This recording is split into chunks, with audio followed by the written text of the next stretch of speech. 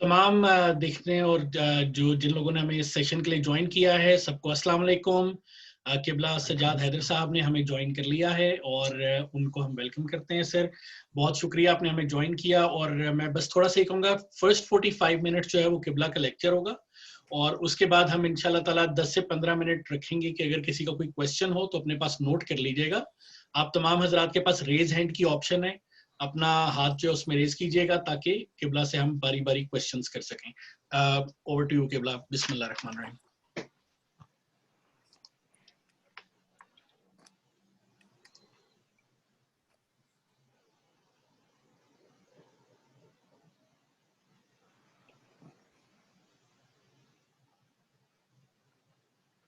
जी किबला, बिस्मिल्लाह कीजिएगा प्लीज।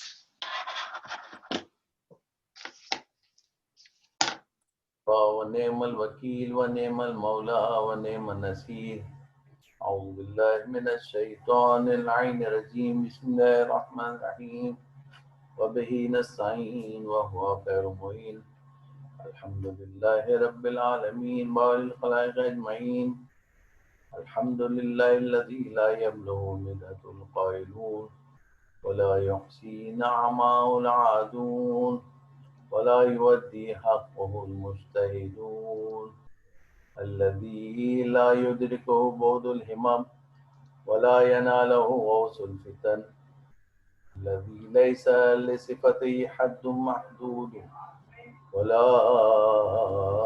نعت موجود ولا وقت معدود ولا أجل ممدود فطر الخلائق بقدرته ونشر الرياح برحمته والصلاة والسلام على رسول الأمين حبيب قلوبنا طبيب نفوسنا شفيع ذنوبنا مولانا بالقاسم محمد اللهم صل على محمد وعلى محمد المعصومين لا سيما على بقية الله في الأراضين ولعنة الله على أعدائهم أجمعين من يومنا هذا إلى يوم قيام الدين أما بعد فقد قال سبحانه تبارك وتعالى وقول الحق بسم الله الرحمن الرحيم هل يستوي الذين يعلمون والذين لا يعلمون. ایک درود بھیج دے محمد والے محمد پر. اللہم صلی علی محمد وعلی محمد. یعنی محترم، درس نہج البلاغہ جو گزشتہ ہفتے سے جس کا آغاز ہوا، جس میں ہم نے نہج البلاغہ کے آخری حصے کا علم سے متعلق ایک مولا کائنات علی بن ابی طالب علیہ السلام کا خطبہ آپ کے سامنے آغاز کیا تھا، جس میں مولا کائنات نے اپنے صحابی حمیل ابن زیاد کو علم کی فضیلت کے حوالے سے بیان فرمایا تھا، اور اس میں مولا نے حمیل ابن زیاد کو لوگوں کی 3 قسمیں بیان کی تھی، اور اس میں ہم نے بتایا تھا کہ پہلا جو گروہ ہے وہ علماء ربانیین کا ہے، دوسرا گروہ جو ہے متعلمین علی سبیل نجات، وہ طالب علم جو نجات کی راہ پہ گامزن ہیں، برقرار ہیں، اور تیسرا گروہ عوام الناس کا، وہ پس حقیر گروہ جو حق پکارنے والے کے پیچھے ہو لیتا ہے اور ہر ہوا کے رخ پہ مڑ جاتا ہے. اور مولا نے علم و مال کا موازنہ کرتے ہوئے فرمایا تھا کمیل سے کہ اے کمیل، یاد رکھو کہ علم مال سے بہتر ہے، اس لیے کہ علم تمہاری نگہداشت کرتا ہے اور مال کی تمہیں حفاظت کرنا پڑتی ہے. مال خرچ کرنے سے گھٹتا ہے، علم خرچ کرنے سے بڑھتا ہے، اور مال و دولت کے نتائج اور اثرات مال کے فنا ہونے سے فنا ہو جاتے ہیں. اور اے کمیل، یاد رکھو کہ علم کی شناسائی ایک دین ہے کہ جس کی ابتدا کی جاتی ہے، اسی سے انسان اپنی زندگی میں دوسروں سے اپنی اطاعت منواتا ہے، اور مرنے کے بعد نیک نامی حاصل کرتا ہے۔ یاد رکھو کہ علم حاکم ہوتا ہے اور مال محکوم ہوتا ہے۔ یہاں پر ہم نے گزشتہ درس کو تمام کیا تھا، اور اس خطبے کا جو آخری آدھا حصہ ہے اس میں بھی مولا نے اہل علم کی فضیلت بیان کی ہے۔ فرماتے ہیں یا کمیل ہلک خزان الاموال بل احیان والعلماء باقون بقی الدہر۔ اے کمیل یاد رکھو کہ مال اکٹھا کرنے والے زندہ ہونے کے باوجود مردہ ہوتے ہیں، اور علم حاصل کرنے والے رہتی دنیا تک باقی رہتے ہیں۔ بے شک ان کے اجسام نظروں سے اوجھل ہوتے ہیں مگر ان کی صورتیں دلوں میں موجود رہتی ہیں۔ اور پھر اس کے بعد مولا نے اپنے سینہ اقدس کی طرف اشارہ کیا اور فرمایا کہ دیکھو یہاں علم کا ایک ذخیرہ موجود ہے، کاش اس کے اٹھانے والے مجھے مل جاتے۔ پھر مولا 4 قسمیں بیان کر رہے ہیں کہ جو علم حاصل کرنے کی کوشش کرتے ہیں، لیکن ان میں کہ مولا فرماتے ہیں کہ کاش اس کے اٹھانے والے مجھے مل جاتے، اور اس کے بعد فرمایا کہ ہاں ملا کوئی تو ایسا جو ذہین تو ہے مگر ناقابل اطمینان، اور جو دنیا کے لیے دین کو اعلی کار بنانے والا ہے، اور اللہ کی نعمتوں کی وجہ سے اس کے بندوں پر، اس کی حجتوں کی وجہ سے اس کے دوستوں پر تفوق اور برتری جتلانے والا ہے۔ یا جو ارباب حق اور دانش کا مدعی تو ہے مگر اس کے دل کے گوشوں میں بصیرت کی روشنی، بس ادھر ذرا سا شبہ عارض ہوا اور اس کے دل میں شکوک و شبہات کی چنگاریاں بھڑکنے لگی۔ مولا فرماتے ہیں کہ یہ دونوں جو ہے اس قابل نہیں ہے کہ ان کو علم دیا جائے، اور پھر فرماتے ہیں کہ ایسا شخص ملتا ہے کہ جو لذتوں پر مٹا ہوا ہے اور بآسانی خواہش نفسانی کی راہ پر کھنچ جانے والا ہے، یا ایسا شخص جو جمع آوری اور ذخیرہ اندوزی پر جان دیتے ہوئے اور یہ دونوں بھی مولا فرماتے ہیں کہ دین کے کسی امر کی رعایت اور پاسداری کرنے والے نہیں ہیں، اور ان دونوں سے انتہائی قریبی شباہت رکھنے والے وہ جانور ہیں۔ اسی طرح مولا فرماتے ہیں کہ علم کے خزینے داروں کے مرنے سے علم ختم ہو جاتا ہے۔ ہاں آخر میں مولا اپنے اولاد اور ائمہ طاہرین کے حوالے سے تذکرہ کرتے ہیں کہ ہاں مگر زمین ایسے فرض سے خالی نہیں رہتی جو خدا کی حجتوں کو برقرار رکھتا ہے، چاہے ظاہر و مشہور ہو یا مشہود ہو یا طاقت ہو یا خائف و پنہا تک اللہ کی دلیلیں اور نشان مٹنے نہ پائیں۔ اور وہ ہیں کتنے اور کہاں پر ہیں؟ خدا کی قسم وہ تو گنتی میں بہت تھوڑے ہوتے ہیں، اور اللہ کے نزدیک قدر و منزلت کے لحاظ سے بہت بلند۔ خداوند عالم ان کے ذریعے سے اپنی حجتوں اور نشانیوں کی حفاظت کرتا ہے، یہاں تک کہ وہ ان کے اپنے ایسوں کو سپرد کر دیتے ہیں اور ایسوں کے دلوں میں انہیں بو دیتے ہیں۔ علم نے انہیں ایک دم حقیقت و بصیرت کے انکشافات تک پہنچا دیا ہے، وہ یقین و اعتماد کی روح سے گھل مل گئے ہیں، اور ان چیزوں کو جنہیں آرام پسند لوگوں نے دشوار قرار دے رکھا تھا اپنے لیے سہل و آسان سمجھ لیا ہے، اور جن چیزوں سے جاہل بھڑک اٹھتے ہیں ان سے وہ جی لگائے بیٹھے ہیں۔ وہ ایسے جسموں کے ساتھ دنیا میں رہتے ہیں چہتے ہیں کہ جن کی روحیں ملائے اعلیٰ سے وابستہ ہیں، یہی لوگ تو زمین میں اللہ کے نائب اور اس کے دین کی طرف دعوت دینے والے۔ پھر مولا فرماتے کہ ہائے ان کی دید کے لیے میرے شوق کی فراوانی۔ اور پھر حضرت کمیل سے فرمایا کہ اے کمیل مجھے جو کچھ کہنا تھا میں کہہ چکا، اب جس وقت چاہو چلے جاؤ۔ عزیزان گرامی، یہ تھا مختصر سا خطبہ کہ مولا کائنات نے اپنے صحابی جناب کمیل ابن زیاد کو علم کی فضیلت کے حوالے سے، اہل علم کی فضیلت کے حوالے سے، اور اللہ تعالیٰ کی حجتیں جو دنیا میں آئیں بعد پیغمبر، کہ پیغمبر اکرم صلی اللہ علیہ وآلہ وسلم نے دنیا سے جاتے وقت اللہ کے حکم سے ہدایت کو جاری ساری رکھنے کے لیے اللہ کا نائب اور اپنا نائب مقرر کیا، اور کیونکہ خود دنیا سے جاتے ہوئے آپ نے فرمایا تھا کہ انی تارک فیکم الثقلین کتاب اللہ وعزتی واہل بیتی، کہ میں تمہارے درمیان دو گراں قدر چیزیں چھوڑے جا رہا ہوں، ایک اللہ کی کتاب اور ایک میرے اہل بیت، اگر تم ان سے وابستہ رہو گے تو ہرگز گمراہ نہیں ہوگے، اور یہ دونوں ہرگز جدا نہیں ہوں گے، اور یہاں تک کہ میرے پاس حوض کوثر پہ ملاقات کریں گے۔ اللہ تعالیٰ نے پیغمبر کو حکم دیا اور پیغمبر نے لوگوں کو بتا دیا کہ دنیا میں وہ صرف قرآن چھوڑ کے نہیں جا رہے بلکہ وارث قرآن بھی چھوڑ کے جا رہے ہیں، اور یہ فرمایا کہ یہ ہرگز جدا نہیں ہوں گے۔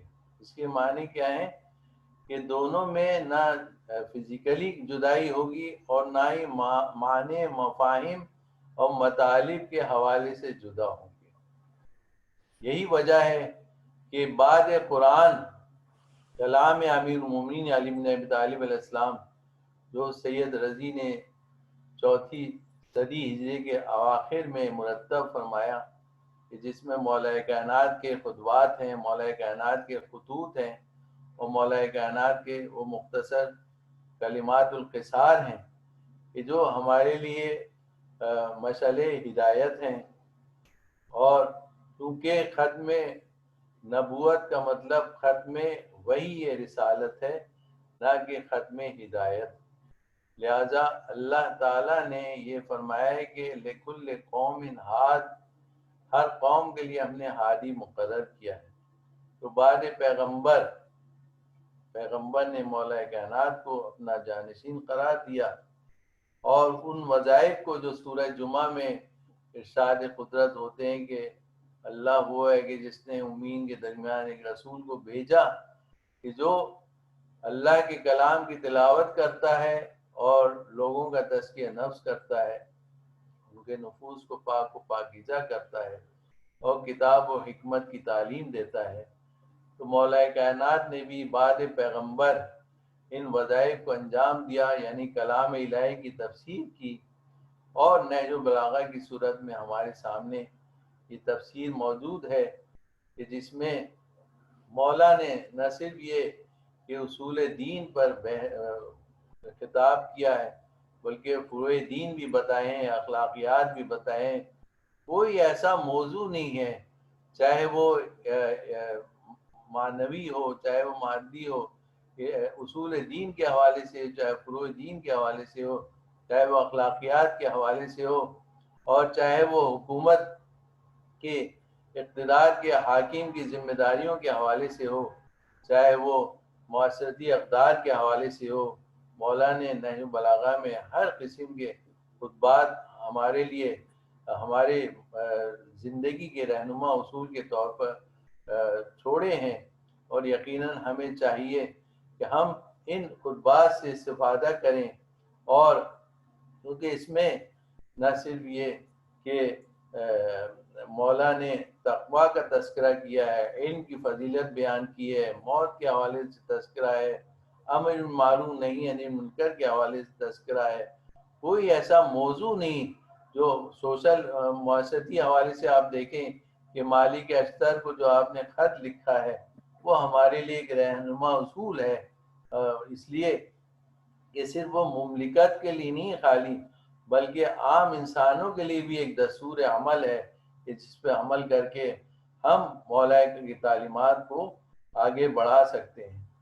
یہاں پر مولا نے علم کی فضیلت کے حوالے سے جو بیان فرمایا ہے، کہ جس میں اہل علم کی فضیلت اور طالب علم کی فضیلت کے حوالے سے بیان کیا ہے کہ وہ رہتی دنیا تک باقی رہتے ہیں، یعنی کہ مال جو ہے وہ زندہ مالدار کے حوالے سے مولا نے فرمایا کہ اے گمیل، مال اکٹھا کرنے والے زندہ ہونے کے باوجود مردہ ہوتے ہیں، اور علم حاصل کرنے والے رہتی دنیا تک باقی رہتے ہیں۔ بے شک ان کے اجسام نظروں سے اوجھل ہو جاتے ہیں مگر ان کی صورتیں دلوں میں موجود رہتی ہیں، یعنی وہ دنیا سے چلے بھی جاتے ہیں لیکن وہ زندہ رہتے ہیں۔ اور اللہ تعالیٰ اپنے نیک بندوں کو جو ہے وہ مردہ قرار نہیں دیتا، بلکہ وہ زندہ ہیں اور ان کے آثار زندہ ہیں، ان کی تصویریں ہمارے دلوں میں زندہ ہیں۔ علامہ تبریسی جو مفسر قرآن ہیں، اللہ تعالیٰ نہ صرف یہ ہے کہ ان کو زندگی میں عزت ادا کرتا ہے، بلکہ ان کا واقعہ تو ایسا ہے کہ مفسر قرآن ہے اور قرآن کی اعجاز کے حوالے سے یہ واقعہ نقل کیا گیا ہے کہ جس میں علامہ تبریسی جن کو اللہ تعالیٰ نے قبر سے نجات عطا کی، یعنی وہ ان کے گھر والوں نے مردہ سمجھ کے، چونکہ وہ بیمار تھے، مریض تھے، ان کو سکتہ طاری ہو گیا تھا، لہذا وہ سمجھے کہ دنیا سے رخصت ہو گئے ہیں، لہذا علامہ تبریسی کو انہوں نے غسل کفن دے کر قبر کے حوالے کر دیا۔ لیکن جب انہیں ہوش آیا تو ان کو احساس ہوا کہ میں بیمار تھا اور غش کے عالم میں تھا اور گھر والوں نے مجھے مدفون کر دیا ہے۔ لہذا آپ دیکھیں کہ اللہ تعالیٰ اپنے نیک بندوں کو، اہل علم جو اللہ کے دین کو پھیلاتے ہیں، جو ترویج کرتے ہیں، ان کو قبر سے بھی نجات دیتا ہے۔ اور انہوں نے یہ نذر کی، دعا کی کہ پالنے والے اگر تو مجھے اس قبر سے نجات دے دے تو میں تیرے کلام کی تفسیر لکھوں گا، تیرے کلام کی تفسیر کروں گا۔ لہذا نظر کی، چونکہ نظر جو ہے وہ اگر انسان کوئی بھی پریشانی ہو، کوئی بھی مشکلات ہوں، کوئی بھی انسان بیماری میں مبتلا ہے، تو اگر انسان نظر کر لے، اللہ کے لیے کوئی نیک کام کی نیت کر لے کہ اگر یہ کام میرا ہو گیا تو میں اللہ کے لیے یہ کام انجام دوں گا، تو اللہ تعالیٰ یقیناً اس کو اس کی مدد کرتا ہے۔ آج کل کے حوالے سے میں عرض کر دوں کہ ہم جس وبا میں بہت سے لوگ مبتلا ہیں، اگر انسان روزانہ صدقہ نکال دے اور اس کے ساتھ اگر خدا نخواستہ ایسی کسی موذی مرض میں مبتلا ہو جائے تو اگر وہ اللہ کے لیے نذر کر دے کہ اللہ اگر مجھے اس بیماری سے نجات دے گا یا اس مصیبت سے نجات دے گا، اس مشکل کو حل کرنے کے لیے نظر کر لے، تو اللہ تعالیٰ جو ہے اس کی نیت کو دیکھتا ہے اور اس کا ہمیشہ اس کی مصیبت، اس کی بیماری رفع ہو جاتی ہے۔ لہذا علامہ تبریسی جو علماء ربانیین میں سے تھے کہ جب نظر کی تو تھوڑی دیر بعد قبر کھودنے کی آواز آئی اور ایک کفن چور، اس زمانے میں کفن چوری کرتے تھے، انہوں نے ان میں سے ایک، اس نے قبر کھودی کفن چرانے کے لیے، اور علامہ تبریسی نے فوراً اس سے التجا کی کہ مجھے اس قبر سے نجات دے دے، اس لیے کہ میں جو ہے میرے گھر والوں نے مجھے مردہ سمجھ کے دفنا دیا ہے۔ لہذا اس طرح اللہ نے علامہ تبریسی کو نجات دی۔ تو یہ علماء جو ہیں وہ حقیقت میں اللہ تعالیٰ کے دین کو پھیلانے والے، اللہ تعالیٰ انہیں ہمیشہ زندہ رکھتا ہے، اور جو لوگ دنیا میں مگن ہیں، جو مال کی طرف راغب ہیں، جو مال اکٹھا کرنے والے ہیں، تو اللہ تعالیٰ یہ مولا فرماتے ہیں کہ یہ مال جو ہے وہ جمع کرنے والے زندہ ہونے کے باوجود مرتا ہے، اس لیے کہ درہم و دینار جو ہے ان کا دین ہے، ان کا مذہب ہے، ان کی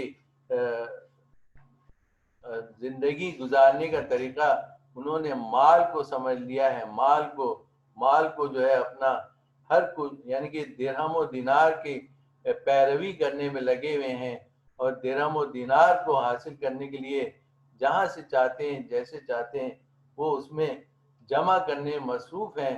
انہوں نے اپنے آخرت کو، اپنی دین کو درہم و دینار کے لیے بیچ دیا ہے۔ آپ کو معلوم ہے کہ درہم اور دینار کو علماء نے یہ جو کہا کہ درہم اور دینار کسے کہتے ہیں؟ درہم دار و ہم من، یعنی کہ وہ ایسا گھر ہے جو مصیبت کا اور غم کا گھر ہے، اور دینار دین و نار، یعنی یہ وہ راستہ ہے کہ جو جہنم کی طرف لے جاتا ہے۔ جو انسان درہم و دینار کے پیچھے دوڑتا ہے وہ حقیقت میں وہ دین و دنیا سے دور ہو جاتا ہے اور اپنے آخرت کی طرف متوجہ نہیں ہوتا۔ لہذا مال کے ہمیشہ مولا نے مذمت کی ہے اور ہمیشہ علم کو جو ہے اپنے لیے باعث فخر قرار دیا ہے، اور علم کے ساتھ ساتھ عمل کو جو ہے تقوی کو نہج البلاغہ میں مولا نے بیان فرمایا ہے۔ آج یہ خطبہ جو ہم نے شروع کیا تھا پچھلے گزشتہ ہفتے، اس کا مختصر شرح یہی ہے کہ مولا کائنات جو ہے اپنے صحابی سے یہ بیان کرتے ہیں کہ کون صحابی؟ جناب کمیل ابن زیاد، جو کہ دعائے کمیل کے حوالے سے جو مشہور ہیں، اور ایک اور صحابی ان کے اوصاف جو مولا کائنات نے اسی نہج البلاغہ میں ارشاد فرمائے ہیں، اور وہ اہل علم سے متعلق بھی ہے، اور نیک بندوں کے اوصاف بھی ہونے چاہیے اس میں۔ مولا نے ایک خطبے میں اسی نہج البلاغہ کے ایک چونکہ جس طرح قرآن کے بعض آیات کی شرح خود قرآن کی آیات کرتی ہیں، اسی طرح مولا کائنات کے خطبات میں سے بھی جو آپ کے اقوال ہیں ان کی شرح دوسرے خطبات سے حاصل کی جاتی ہے۔ لہذا میں مولا کے ان صحابی کے اوصاف بیان کر رہا ہوں جو ہر مومن میں اور ہر مسلمان میں ہونے چاہیے۔ مولا فرماتے ہیں کہ عہد ماضی میں میرا ایک دینی بھائی تھا، عہد ماضی میں میرا ایک دینی بھائی تھا جو میری نظروں میں اس وجہ سے باعزت تھا کہ دنیا اس کی نظروں میں پست و حقیر تھی، اس پر پیٹ کے تقاضے مسلط نہ تھے، لہذا جو چیز اسے میسر نہ تھی اس کی خواہش نہ کرتا تھا، اور جو چیز میسر آ جاتی تھی اسے ضرورت سے زیادہ صرف میں نہ لاتا تھا۔ وہ اکثر اوقات خاموش رہتا تھا، لیکن جب بولتا تھا تو بولنے والوں کو چپ کر دیتا تھا اور سوال کرنے والوں کی پیاس کو بجھا دیتا تھا۔ یوں تو وہ عاجز و کمزور تھا، لیکن جب جہاد کا وقت آ جائے تو شیر بیشا اور وادی کا اژدہا تھا۔ وہ جو دلیل پیش کرتا تھا وہ فیصلہ کن ہوتی تھی، اور ان چیزوں میں جس میں عذر کی گنجائش ہوتی تھی کسی کی سرزنش نہ کرتا تھا۔ وہ کسی تکلیف کا ذکر اس وقت کرتا تھا کہ جب اس سے چھٹکارا پا لیتا تھا، کسی تکلیف کا ذکر اس وقت کرتا تھا جب اس سے چھٹکارا پا لیتا تھا، اور وہ بولنے سے زیادہ سننے کا مشتاق رہتا تھا، وہ بولنے سے زیادہ سننے کا مشتاق رہتا تھا۔ اگر بولنے پہ اس پہ غلبہ، اگر خاموشی پہ اس پہ غلبہ پا بھی لیا جائے تو اگر بولنے پہ اس پہ غلبہ پا بھی لیا جائے تو خاموشی پہ اس پہ غلبہ نہیں پایا جا سکتا تھا۔ وہ جو کہتا تھا وہی کرتا تھا، جو کر نہیں سکتا تھا وہ کہتا نہیں تھا۔ مولا فرماتے ہیں اگر اس کے سامنے اچانک دو چیزیں آ جائیں تو ان میں سے وہ دیکھتا تھا کہ ان میں سے ہوائے نفس سے زیادہ خواہشات نفسانی کے قریب کون سی شے ہے تو اسے ترک کر دیتا تھا۔ مولا فرماتے ہیں تمہیں بھی چاہیے کہ ان اوصاف کو حاصل کرو، اس لیے کہ کچھ کا حاصل کرنا تمام کے حاصل کرنے سے بہتر ہے۔ یعنی کہ مولا نے اپنے ایک صحابی کو جو فرمایا کہ عہد ماضی میں میرا ایک دینی بھائی تھا، میری نظروں میں اس وجہ سے باعزت تھا کہ اس کی نظروں میں دنیا پست و حقیر تھی۔ اب اگر مولا کے سامنے ہمیں باعزت بننا ہے اور مولا ہم سے خوش ہوں تو یقیناً ہمیں بھی دنیا کو پست و حقیر جاننا چاہیے، اس لیے یہ دنیا ایک عارضی شے ہے اور آخرت جو ہے ابدی زندگی ہے۔ لہذا انسان بے شک اس میں کوئی شک نہیں کہ دنیا میں اس طرح رہیں کہ جیسے اسے ہمیشہ یہاں رہنا ہے، اور آخرت کی تیاری ایسی کرے کہ جیسے ہمیں یہاں سے کل تخت سفر باندھنا ہے۔ پیغمبر اکرم صلی اللہ علیہ وآلہ وسلم نے اپنے مولا کائنات کو نصیحت و وصیت کرتے ہوئے، اور یہ ہدیت الشیعہ کی میں ایک روایت آپ کے سامنے بیان کر رہا ہوں کہ ہدیت الشیعہ علامہ آیت اللہ مشکینی کی کتاب ہے کہ جس میں مختلف احادیث رسول ہیں اور مولا کائنات کے اقوال ہیں اور ائمہ اہل بیت کے اقوال ہیں، کہ مختلف موضوعات پر بہترین کتاب ہے ہدیت الشیعہ۔ اس میں پیغمبر اکرم نے ایک دن مولا کائنات سے مخاطب ہو کے فرمایا کہ یا علی، میں اگر تمہیں 6 لاکھ بکریاں عطا کروں، 6 لاکھ بکریاں کوئی معمولی قیمت کی نہیں ہوتی۔ مولا کو فرمایا کہ علی، اگر میں تمہیں 6 لاکھ بکریاں فراہم کروں، کیا تم اسے قبول کرو گے؟ یا 6 لاکھ دینار عطا کروں، اسے قبول کرو گے؟ یا 6 لاکھ حکمت کی باتیں تمہیں پسند ہیں؟ ان تینوں میں سے تم چوائس کر لو کہ تمہیں کیا پسند ہے، 6 لاکھ بکریاں دے دوں، یا 6 لاکھ دینار عطا کر دوں، یا 6 لاکھ حکمت کی باتیں تمہیں بتاؤں؟ مولا کائنات نے کہا کہ یا رسول اللہ، نہ مجھے 6 لاکھ بکریاں چاہیے اور نہ ہی 6 لاکھ دینار چاہیے، بلکہ مجھے تو 6 لاکھ حکمت کی باتیں بتا دیں۔ کیوں نہ سوال کرتے مولا، اس لیے خود دارالحکمت، پیغمبر نے یہی تو فرمایا کہ انا دارالحکمہ وعلی بابھا، اور میں حکمت کا گھر ہوں اور علی اس کا دروازہ۔ لہذا مولا کائنات کو کہا کہ یا علی، یاد رکھو 6 لاکھ حکمتوں کا میں 6 چیزوں میں نچوڑ پیش کر رہا ہوں، 6 لاکھ حکمتوں کی باتوں کا نچوڑ میں 6 چیزوں میں پیش کر رہا ہوں۔ کیا؟ پیغمبر نے فرمایا یا علی، جب تم دیکھو کہ دنیا نوافل میں مشغول ہے، مصابات میں مشغول ہے، تو تم اپنے فرائض انجام، اپنے واجبات کو پورا کرو۔ اگر تم دیکھو کہ لوگ نوافل میں مشغول ہیں اور مستحبات میں پڑے ہوئے ہیں، اور تو تم اپنے فرائض کو ادا کرو، اپنے واجبات کو ادا کرو۔ یا علی، جب تم دیکھو کہ لوگ دنیاوی امور میں مشغول ہیں، دنیا کی طرف مائل ہیں، دنیا کے پیچھے بھاگ رہے ہیں، تو یا علی تم اپنے اخروی امور کو انجام دو، اخروی امور کو یعنی آخرت کے تو سنوارنے کی کوشش کرو، آخرت کے امور انجام دو۔ یا علی، جب تم دیکھو کہ دنیا دوسروں کے عیب تلاش کرنے میں لگی، یا علی، جب تم دیکھو کہ دنیا دوسروں کے عیب تلاش کرنے میں لگی ہوئی ہے، تو تم اپنے عیوب کی اصلاح کرو، اپنے نفس کی اصلاح کرو، اپنے نفس کا تزکیہ کرو، اپنے نفس کو پاک و پاکیزہ بناؤ، اپنے عیب کو، عیوب کو دور کرو۔ یا علی، جب تم دیکھو کہ دنیا زیب و زینت میں لگی، زینت میں مشغول ہے، تو تم اپنے آخرت کی زینت کو سنوارو۔ یا علی، جب تم دیکھو کہ دنیا کثرت عبادت میں لگی ہوئی ہے، تو تم اخلاص عبادت میں لگ جاؤ۔ جب دیکھو کہ دنیا کثرت عبادت میں لگی ہے، تو تم اخلاص عبادت میں لگ جاؤ۔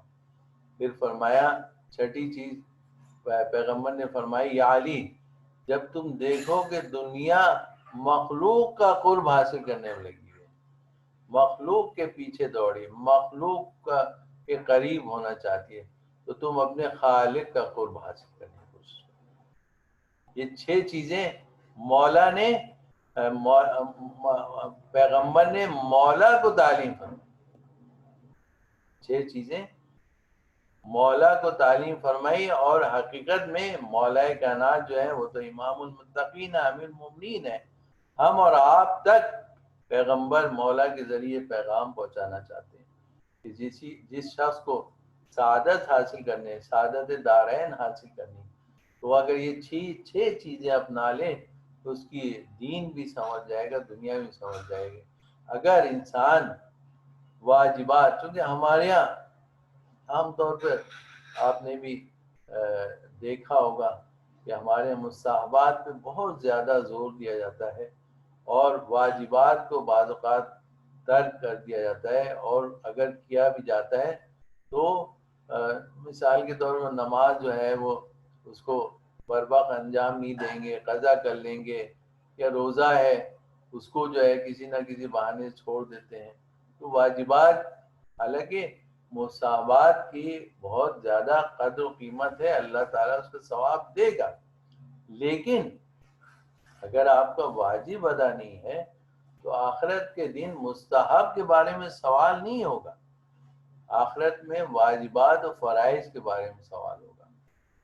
اب مثال جو ہے ظاہر ہے کہ بہت سی دی جا سکتی ہیں، لیکن ہم عام طور پر جو یہاں پر جو مثال دیتے ہیں مالی حوالے سے دیتے ہیں کہ چونکہ ہمیں مال بہت زیادہ پسند ہے، مال سے محبت رکھتے ہیں، مال کی طرف مائل ہیں، تو اگر اللہ چاہتا ہے کہ سال میں آپ زکوٰۃ نکالیں، اگر آپ صاحب نصاب ہیں، تو کون ایسے لوگ ہیں جو بہت سے لوگ جو زکوٰۃ جو ہے نہیں نکالتے. یا مثال کے طور پر خمس جو ہے وہ واجبات میں سے ہے، جس طرح نماز واجب ہے، روزہ واجب ہے، جس طرح حج واجب ہے، اسی طرح خمس بھی واجب ہے. تو بہت سے لوگ آپ دیکھیں کہ اپنی مرضی سے ہم مستحبات پہ عمل تو کرتے ہیں، مستحبات انجام دیتے ہیں، اپنی مرضی سے مستحبات پہ خرچ بھی کرتے ہیں. مثال کے طور پر اگر کسی کی مدد کرنا ہے، صدقہ خیرات دینا ہے تو ہم کرتے ہیں، اس میں کوئی شک نہیں. نظر و نیاز ہے، محفل ہے، مجاہد، جتنے مستحبات ہیں ان میں ہم خرچ کرتے نہیں کرتے، اور ظاہر ہے اپنی مرضی سے خرچ کرتے ہیں. اور آپ سال کا اگر بجٹ نکالیں تو مستحبات پر ہمارے یہاں کتنا زیادہ خرچ ہوتا ہے، اور اس میں کوئی شک نہیں کہ بہت زیادہ ثواب ہے اور اس کی بہت زیادہ تاکید ہے. اگر انسان انجام دے مستحبات تو انسان کے اعمال میں اور اضافہ ہوتا ہے. لیکن اگر انسان مستحبات پہ تو عمل کرے، مستحبات پہ زور دے، مثال کے طور پر آپ کا سالانہ مستحبات پہ خرچ ہوتا ہے، ایک رف میں بتا رہا ہوں، 50,000 روپے یا مطلب $1,000 سمجھ لیں، یا سالانہ اس سے زیادہ ہی خرچ ہوتا ہوگا مستحبات پہ. جو ہمارے یہاں مستحبات انجام دیے جاتے ہیں، تفصیل جو ہے اس کا وقت نہیں ہے، اس میں ہم کتنا پیسہ خرچ کرتے ہیں. تو لیکن ہو سکتا ہے کہ سال میں جو ہماری بچت ہے اس میں سے ہمارا خم جو ہے صرف 5,000 روپے نکلے، تو ہماری توجہ مستحبات کی طرف تو ہے، واجبات کی طرف نہیں. تو حقیقت یہ ہے کہ ہم اپنی مرضی سے تو ہزاروں روپے خرچ کر دیتے ہیں، اللہ کی مرضی سے 1 روپیہ بھی خرچ کرنے کی تیار نہیں. تو پیغمبر نے فرمایا کہ علی، جب تم دیکھو کہ لوگ دنیاوی زیادہ سے زیادہ نوافل میں مشغول ہیں، مستحبات میں لگے ہوئے ہیں، اور اپنی واجبات کو انجام نہیں دے رہے، تو ظاہر بات ہے کہ واجبات کے بارے میں سوال ہوگا، فرائض کے بارے میں سوال ہوگا آخرت میں. تو دوسرا جو ہے پیغمبر نے فرمایا کہ جب دنیاوی امور میں لوگ مشغول ہوں تو تم اخروی امور میں مشغول ہو جائے. تو حقیقت یہ ہے کہ ہم جو ہے دنیا میں زیادہ مشغول ہیں، دنیا کو زیادہ وقت دیتے ہیں، دنیاوی امور میں زیادہ مشغول ہیں، اور آخرت کی طرف بہت کم متوجہ ہیں، اور اخروی امور میں بالکل وقت نہیں دیتا ہے. حالانکہ ہمیں آخرت جانا جو ہے، ہمیں آخرت کی طرف جانا ہے. مولا نے یہ تو فرمایا کہ دنیا اور آخرت دونوں اپوزٹ ڈائریکشن میں، مشرق و مغرب کی مانند ہے. اگر آپ دنیا کی طرف سفر کریں گے یا مغرب کی طرف سفر کریں گے تو مشرق سے دور ہو جائیں گے، مشرق کی سفر کریں گے تو مغرب سے دور ہو جائیں گے. یہی مثال دنیا اور آخرت کی ہے. جتنا آپ دنیا کی طرف مائل ہوں گے آخرت سے دور ہو جائیں گے, اور آخرت کی طرف مائل ہوں گے تو دنیا سے خود بخود دوری اختیار کر لیں گے. اور زہد اسی کو کہتے ہیں. زہد جو ہے یہ نہیں کہ دنیا کو انسان ترک کر دے, دنیا میں رہے لیکن دنیاوی امور میں جو ہے اتنا مگن نہ ہو کہ آخرت کو بھول جائے. مولانا روم کا ایک شعر ہے, نہ نقرے نہ تلا نہ مال و متاس, نہ نقرے نہ تلا نہ مال و متاس, دنیا چیز دنیا غفلت از خدا. کہ نہ چاندی ہے نہ سونا ہے, دنیا کیا ہے؟ اللہ سے غافل ہونے کا نام. ہر وہ چیز, ہر وہ شے جو آپ کو اللہ سے غافل کر دے, اللہ تعالیٰ سے دور کر دے, رسول سے اہل بیت سے دور کر دے, وہ جو ہے وہ دنیا ہے. تو دنیا جو ہے وہ ایک سایہ, میں نے دوسرا درس میں عرض کیا تھا, دنیا ایک سایہ ہے. اس سایہ کے پیچھے اگر انسان بھاگے تو سایہ اس کے ہاتھ نہیں آتا, اس کے برعکس سایہ سے دور بھاگے تو سایہ اس کے پیچھے آتا ہے. اسی طرح دنیا کے پیچھے انسان بھاگے تو دنیا ہاتھ نہیں آتی, دنیا سے وہ خالی ہاتھ جائے گا, دنیا سے وہ خالی ہاتھ جائے گا. وہ سب مال و دولت جو ہے وہ یہاں رہ جائے گا. لہٰذا پیغمبر فرماتے کہ جب تم دیکھو کہ لوگ دنیاوی امور میں مشغول ہیں تو تم اپنے آخرت کے امور کو انجام دو. فرمائے کہ یہ ہمارے یہاں ایک مرض ہے, بیماری ہے کہ دوسروں کے جو سجو میں رہتے ہیں, دوسروں کی حالات معلوم کرنے کے لیے, دوسروں کا عیوب تلاش کرنے کے لیے ہم بے چین رہتے ہیں.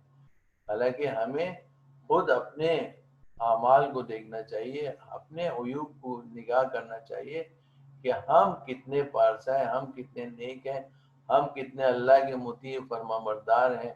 دوسروں سے ہمیں کیا مطلب, دوسروں کے عیب کو تلاش کرنا. ہاں البتہ مومن کا آئینہ ہے, اس میں کوئی شک نہیں کہ اگر کوئی کسی اپنے مومن بھائی کو کوئی عیب ہو تو اس کی اصلاح آپ کر سکتے ہیں, لیکن دوسروں کو بتانا ضروری نہیں ہے. بذات خود اس کو اگر اس کی اصلاح کریں تو یہ اس کو کہتے ہیں امر بالمعروف, نیکی کا حکم پھیلانا اور برائی سے روکنا. لیکن اس سے اس کی توہین نہ ہو, اس کی تحقیر نہ ہو.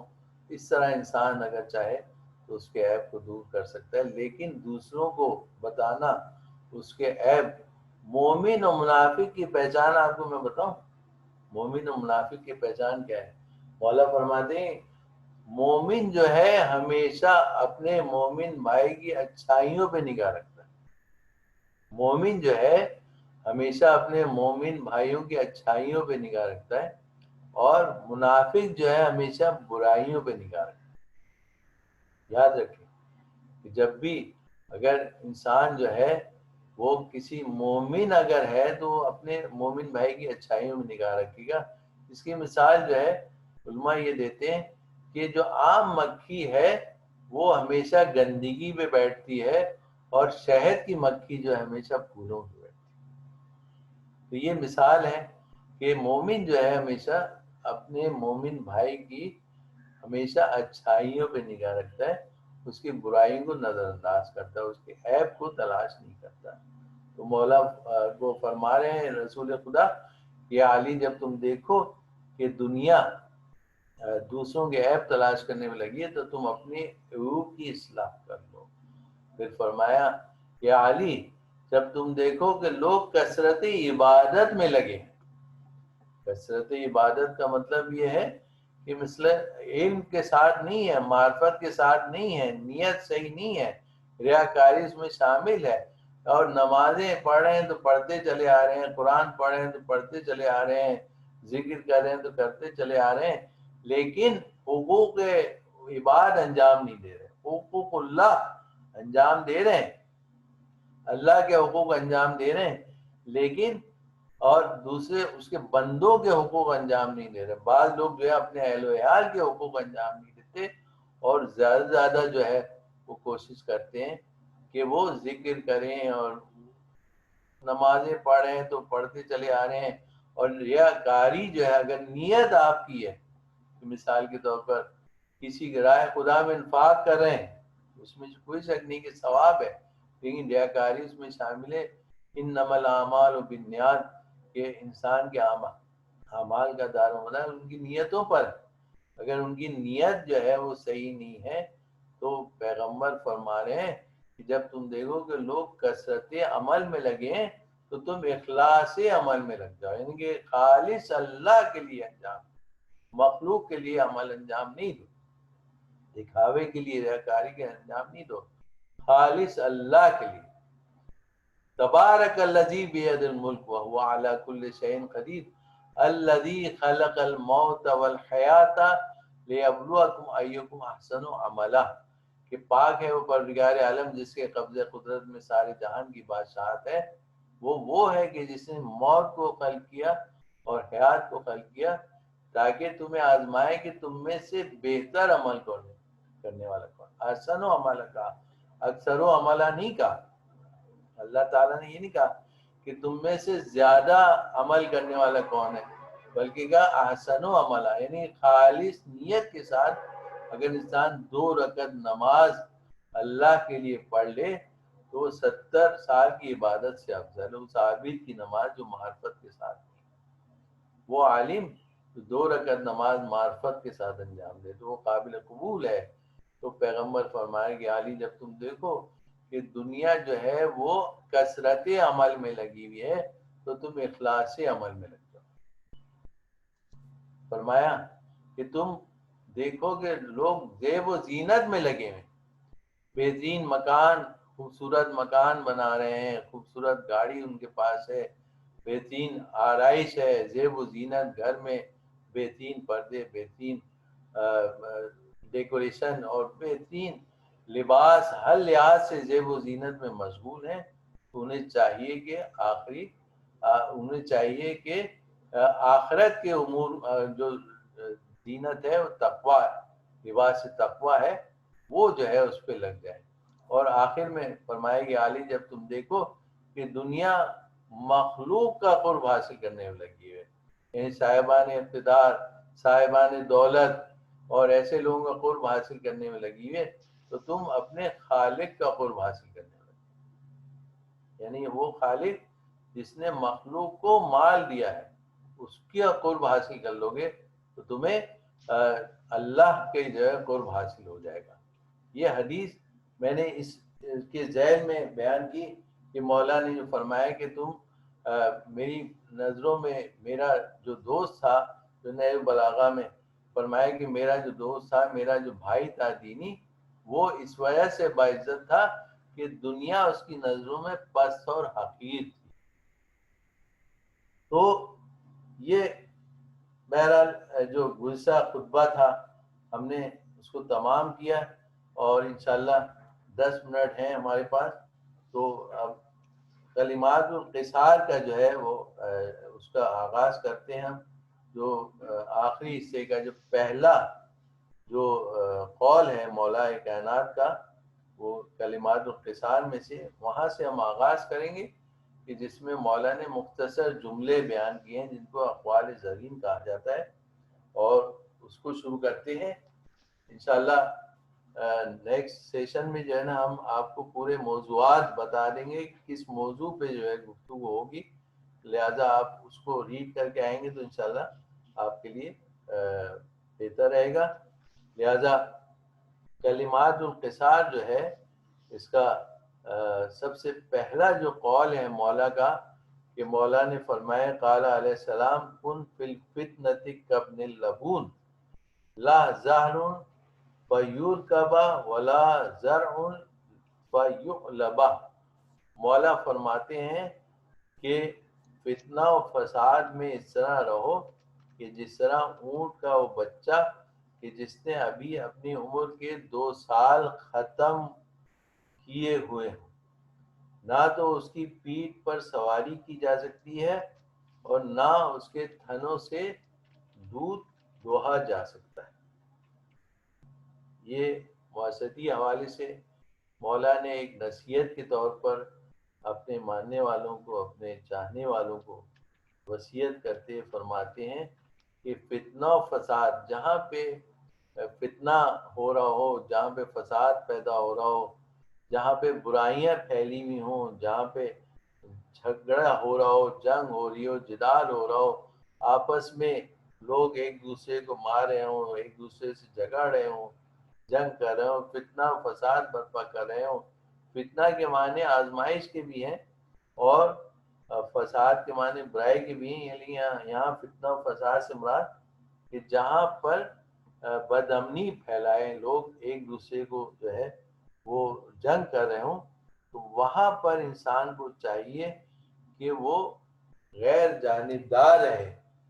مقصد علامہ مفتی جعفر صاحب نے جو اس کی شرح میں لکھا ہے کہ وہ فرماتے ہیں مقصد یہ ہے کہ انسان کو فتنہ و فساد کے موقع پر اس طرح رہنا چاہیے کہ لوگ اسے ناکارہ سمجھ کر نظر انداز کرتے اور کسی جماعت میں اس کی شرکت کی ضرورت محسوس نہ ہو، کیونکہ فتنوں اور ہنگاموں میں الگ تھلگ رہنا ہی تباہ کاریوں سے بچا سکتا ہے انسان کو. البتہ وہ فرماتے ہیں کہ جہاں حق و باطل کا ٹکراؤ وہاں پر غیر جانبداری جائز نہیں ہے اور نہ اسے فتنہ و فساد سے تعبیر کیا جا سکتا، بلکہ ایسے موقع پر حق کی حمایت کرنا چاہیے اور باطل کی سرکوبی کے لیے کھڑا ہونا واجب ہے. جیسا کہ انہوں نے مثال دی کہ جیسے جنگ جمل تھی اس زمانے میں، تو مولا کائنات جو حق پر تھے ان کا ساتھ دیا، اور جنگ صفین میں مولا کائنات کا جو حق پر تھے ان کا ساتھ دیا. اسی طرح مارکے کربلا جو ہے وہ حق و باطل کا مارکا تھا. اس میں جن لوگوں نے امام حسین علیہ السلام کا ساتھ دیا انہوں نے حیات ابدی پائی. لہذا مولا ہمیں اور آپ کو یہ ایک درس دے رہے ہیں کہ جب بھی ایسا کوئی موقع آئے تو اپنے آپ کو الگ تھلگ رکھو، یعنی کہ نہ اپنا سرمایہ صرف ہونے دو. یہاں دودھ سے مراد یہ دو لینے کا مطلب کہ دودھ حاصل کرنا، اونٹنی کا دودھ، تو یہاں مراد ہے اپنا سرمایہ صرف نہ کرو ایسے موقع پر، اور نہ ہی اپنی طاقت اور اپنی سپورٹ یعنی پشت کسی کو دو اپنی کہ تمہارے کندھے پہ رکھ کر کوئی سوء استفادہ کرے اور دوسروں کو نقصان پہنچائے. یہاں پر مراد یہ ہے. دوسرا قول مولا نے فرمایا ہے کہ اس میں بھی کئی قول ہیں. وقال علیہ السلام کہ مولا فرماتے ہیں، میں عربی چھوڑ رہا ہوں اور صرف ترجمہ بیان کروں کہ جس نے طمع کو اپنا شعار بنایا اور اس نے اپنے آپ کو سبک کیا، اور جس نے اپنی پریشان حالی کا اظہار کیا اس نے وہ ذلت پر آمادہ ہو گیا، اور جس نے اپنی زبان کو قابو میں نہ رکھا اس نے خود اپنی بے وقتی کا سامان کیا.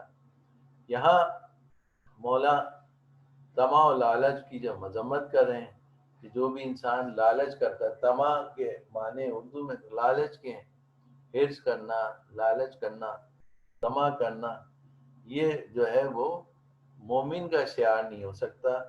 اور جس نے اپنے آپ کو جو ہے طمع و لالچ کا شعار بنا لیا تو اس نے اپنے آپ کو لوگوں کے سامنے باعث ذلت اور شرمندگی کا باعث بنا. چونکہ سبک جو ہے انسان کی شخصیت جو ہے وہ ہلکی ہو جاتی ہے. اس سے سبک کا مطلب فارسی میں ہلکا ہونا، یعنی کہ لوگوں کے نزدیک جو ہے وہ عزت نہ ہونا اس کی. اگر انسان لالچی ہوگا تو کوئی شخص اس کی عزت نہیں کرے گا. تو جس نے اپنی پریشان حالی کا اظہار کیا وہ ذلت پر آمادہ ہو گیا.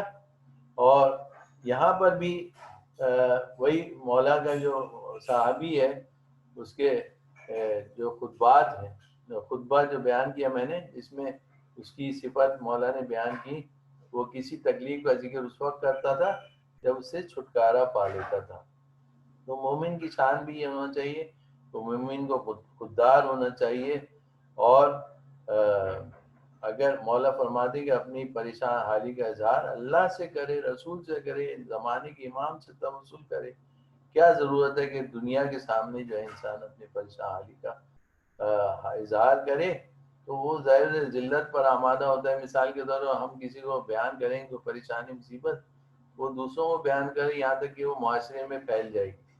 لہذا اس کی شارحین میں شرح جو لکھی گئی اس میں انہوں نے بیان کیا، علامہ فیض کاشانی نے کہا، وہ فرماتے ہیں کہ اگر آپ اپنی پریشان حالی کا ذکر کسی دوست سے کریں گے تو خود بھی دوست بھی پریشان ہو جائے گا، اور اگر کسی دشمن سے کریں گے تو دشمن خوش ہوگا. تو دونوں صورتوں میں جو ہے مناسب نہیں ہے کہ انسان اپنی پریشان حالی کا ذکر کرے، کہ دوست کو بھی پریشان کرنا اور دشمن کو خوش کرنا یہ مناسب نہیں ہے. اور جس نے اپنی زبان کو قابو میں نہ رکھا اس نے خود اپنی بے وقتی کا سامان کیا.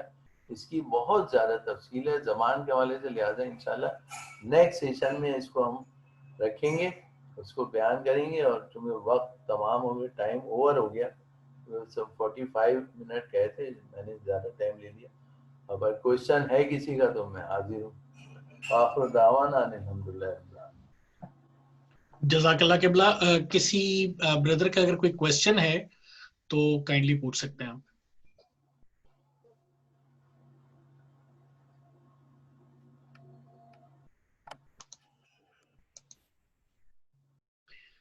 خاموشی اس بات کا اندیا ہے کہ قبلہ کا ایک ایک لفظ یا تو سب کو سمجھ آ گیا ہے. جی حسنین. بہت زیادہ مشکل کوشش کرتا ہوں کہ سادہ گفتگو کروں، زیادہ دقیق گفتگو نہ کروں. جی حسنین آپ کوئی کوشچن کرنا چاہ رہے ہیں؟ میں مولانا صاحب سے یہ پوچھنا چاہ رہا تھا کہ جو انہوں نے تزکیہ نفس کا جو لفظ استعمال کیا ہے اس کی اگر تھوڑی سی اس کے بارے میں تھوڑی سی ایکسپلینیشن دیں کہ وہ کس طرح، اگر انسان کوئی سوچے تو اس کو کس طرح شروعات کرنی چاہیے یا کس طرح اس کو دیکھنا چاہیے نا. تزکیہ نفس کے لیے جو ہے وہ، چونکہ انسان کا نفس پاک و پاکیزہ جب ہو سکتا ہے کہ جب وہ اپنے علم میں اضافہ کرے گا. مثال کے طور پر اگر وہ چاہے کہ اپنے نفس کو پاک و پاکیزہ بنائے، حرام و حلال سے محفوظ رکھے، محرمات سے پرہیز کرے اور واجبات کو انجام دے، یہ تو ایک ظاہر ہے کہ اس کے اوپر ایک عاقل اور بالغ شخص جو ہے اس پر لازم ہے کہ دیکھیں شریعت میں کوئی حکم جو ہے ان 5 چیزوں سے خالی نہیں ہے. یعنی کہ یا تو چیز واجب ہوگی یا حرام ہوگی یا مستحب ہوگی یا مکروہ ہوگی یا مباح ہوگی، مستحب ہوگی یا مباح ہوگی. تو 5 چیزیں ہیں. واجب کرنا اس کا لازمی ہے، اور مستحب جو ہے اس کا کرنا لازمی نہیں ہے، اگر کریں تو ثواب ملے گا. حرام ترک کرنا لازمی ہے. اسی طرح مکروہ جو ہے اگر کر لیں تو کوئی گناہ نہیں ہے، نہ کرے تو اس کو ثواب ملے گا. اور اسی طرح مباح کرنا نہ کرنا برابر ہے. اگر انسان اپنے واجبات کو انجام دینا چاہتا ہے تو اس کے لیے اس کو علم حاصل کرنا پڑے گا. علم جو تفصیلی علم نہیں، بلکہ مثال کے طور پر اگر کوئی سینٹر ہے، کوئی ایسا سنڈے اسکول ہے، ایسا مدرسہ ہے کہ جہاں پہ آپ کو عقائد کی مختصر سی تعلیم دی جائے. عقیدہ انسان کا اگر مضبوط ہوگا تو اس کے عمل کا درخت بہت ہرا ہوگا. اصول دین اور فروع دین جو بچوں کو سکھانے کے لیے کہا جاتا ہے تو اصول کے معنی جڑیں ہیں. اصل جو ہے جڑ کو کہتے ہیں، اصول جمع ہے جڑ کی.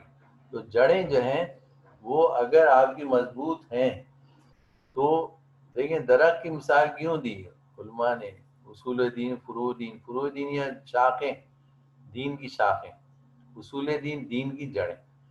درخت کی مثال اس لیے دی کہ درخت اور شاخ کا باہمی جو تعلق ہوتا ہے کہ اگر جڑ مضبوط ہوتی ہے تو خود بخود اعمال کا درخت ہرا بھرا ہوتا ہے، اور نہ صرف ہرا بھرا ہوتا ہے بلکہ اس سے پھل اور پھول بھی نکلتے ہیں اگر اعمال کا درخت ہرا بھرا ہے.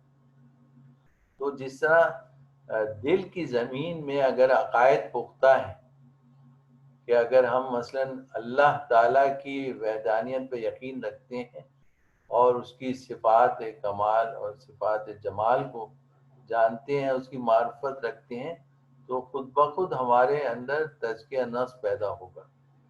اس لیے کہ اللہ تعالیٰ نے ہماری فطرت میں اچھائی اور برائی کو لکھ دیا ہے. سورہ والشمس میں کیا فرمایا؟ وَالنَّفْسِ وَمَا سَوَّاهَا فَأَلْهَمَهَا فُجُورَهَا وَتَقْوَاهَا قَدْ أَفْلَحَ مَنْ زَكَّاهَا وَقَدْ خَابَ مَنْ دَسَّاهَا.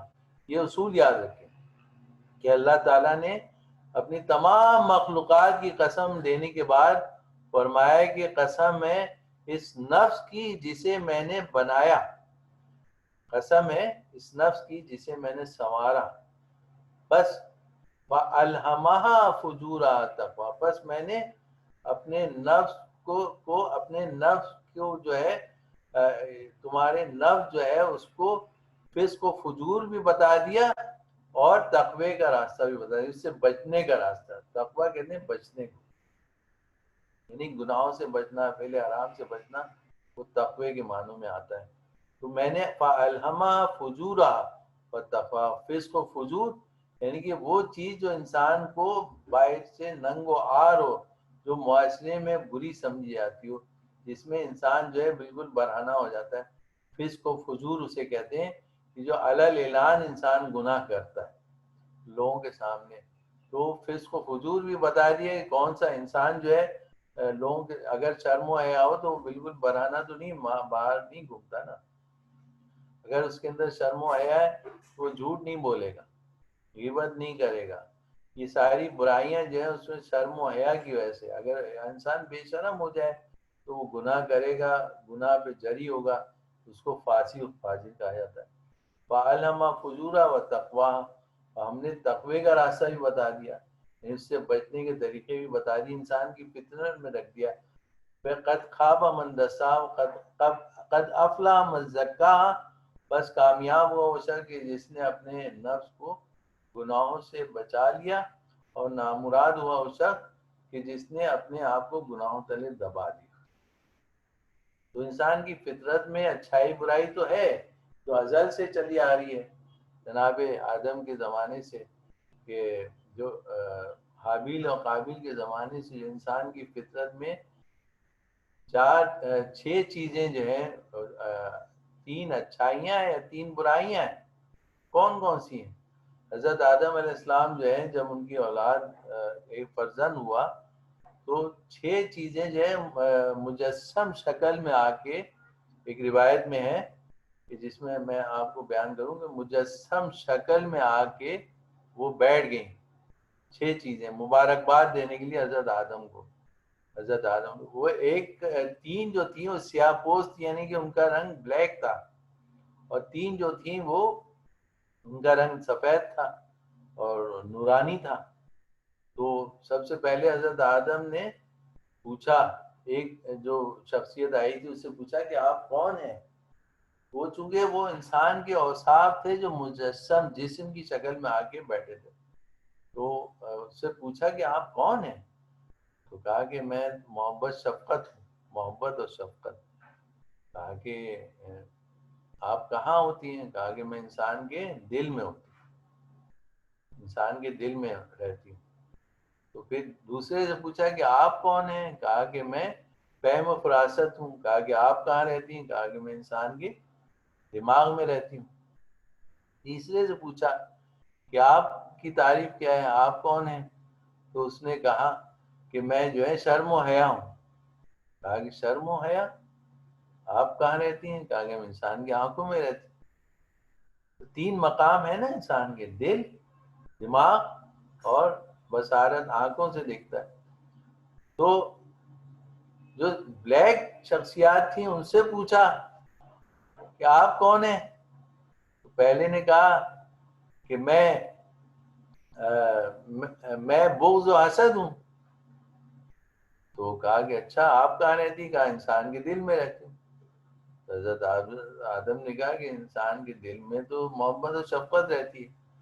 تو اس نے مسکرا کے کہا کہ ہاں جب میں آ جاتی ہوں تو یہ رخصت ہو جاتی ہے نا. حقیقت ایسی کہ جب انسان کے دل میں بغض و حسد پیدا ہو جاتا ہے، کسی مومن کے حوالے سے بھی ہو تو اس سے نفرت ہو جاتی ہے، نہیں ہوتی، اس سے بات نہیں کرے گا انسان، تعلقات منقطع کر لے گا، اس کی شکل تک نہیں دیکھے گا.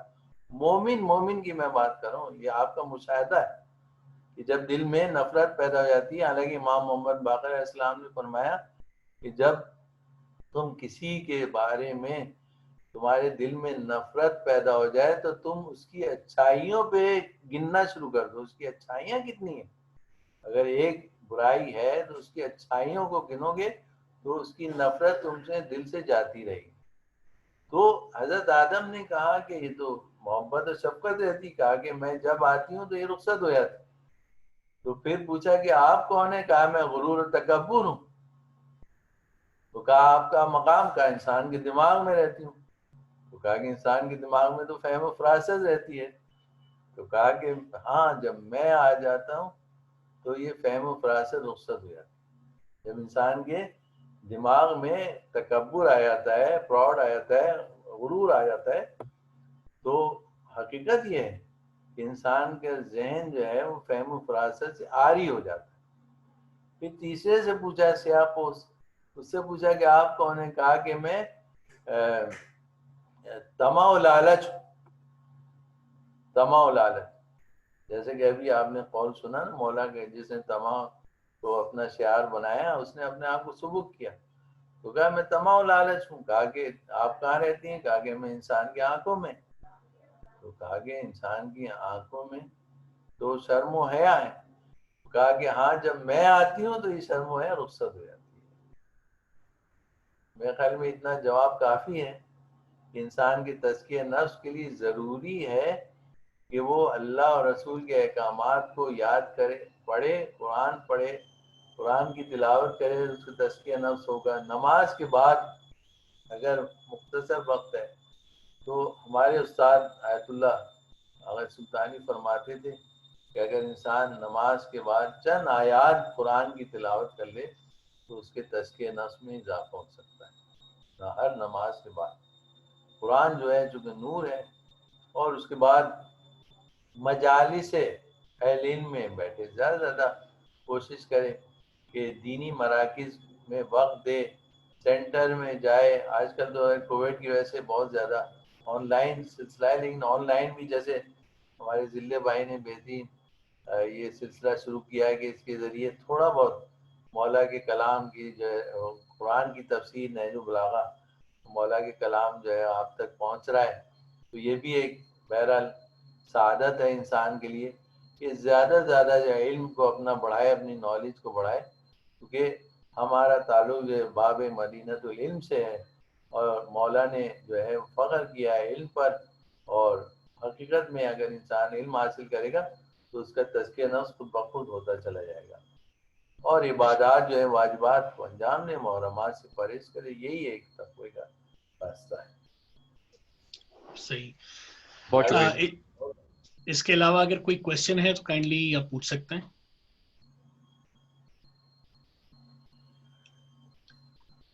اچھا، اس کو نشست کو ہم آج یہاں پہ ختم کرتے ہیں، اور اگر آپ لوگوں کا کوئی اور کوشچن ہوگا بھی تو ہم اگلی نشست کے اندر جو ہے وہ مولانا جو ہے ان سے وہ کوشچن جو ہے وہ پوچھ سکتے ہیں. آپ کوشچن کی بے شک اپنے پاس نوٹ کر لیجئے گا. ہم چاہیں اگر آپ لوگوں کے پاس کوشچنز ہوں گے تو ہم جو اگلی نشست ہوگی اس کے آغاز میں بھی یہ ان کوشچنز کا آغاز کر سکتے ہیں. اور میں قبلہ کا بے حد شکریہ ادا کروں گا کہ آج انہوں نے ہمیں دوبارہ ٹائم دیا، اور انشاءاللہ تعالیٰ اگلے ویک کے جو ٹاپکس ہیں وہ ہمارا جو واٹس ایپ گروپ ہے اس کے اندر ہم آپ سب سے شیئر کر لیں گے، تاکہ اگلے ویک کا جو خطبہ ہے یا اگلے ویک کے جو پیجز ہیں وہ آپ سے ان کا اسکرین شاٹ بھی انشاءاللہ تعالیٰ شیئر کر لیں گے آپ لوگوں سے. انشاءاللہ میں جو نا آئندہ جو ہے پوری فہرست جو ہے جو منتخب جو اقوال ہیں مولا کے، جی کیونکہ اقوال تو بہت زیادہ ہیں، اور لیکن اس کی چونکہ تشریح بھی ضروری ہے، اس میں ایک واقعہ بھی آ جاتا ہے بہت، تو اس میں ہم آپ کو پوری فہرست بھیج دیں گے، تو اس کے سیکوینس کے ساتھ ساتھ انشاءاللہ دروس کو انشاءاللہ. ابھی تو بس کلمات القصار سے ہم نے شروع کیا ہے، لیکن بعض چیزیں ایسی آئیں گی کہ اس کی شرح کے لیے ہمیں دوسرے خطبات کا سہارا لینا پڑے گا. ٹھیک ہے، صحیح. جزاک اللہ.